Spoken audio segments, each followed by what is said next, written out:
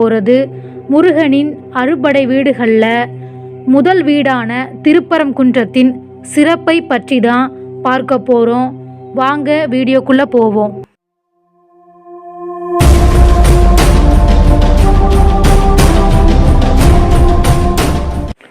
திருப்பரங்குன்றம் இது முருகப்பெருமானின் ஆறுபடை வீடுகளுள் முதலாவதாக விளங்கும் தலம்.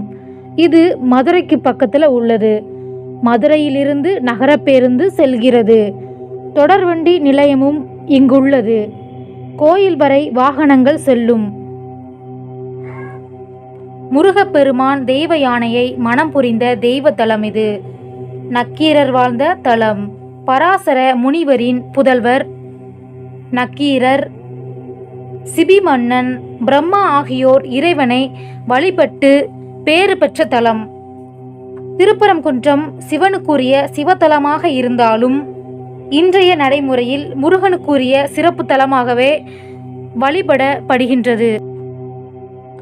இறைவன் பரங்கிரிநாதர், இறைவி ஆவுடை நாயகி. இங்குள்ள தீர்த்தம் சரவண பொய்கை, லட்சுமி தீர்த்தம் என்பன. ஆறுமுகர் சன்னதி மிகவும் புகழ் பெற்றது. மூலவர் தெய்வ யானை திருமண கோலத்துடன் முருகன் காட்சியளிக்கின்றார். பரங்கிரிநாதர் மூலத்திருமேனி, சிவலிங்கம் குடைவரை கோயிலில் தரிசனம் தருகின்றனர். பின்னால் கல்யாண சுந்தரேஸ்வரர் வடிவம் புடைப்புச் சிற்பமாக உள்ளது.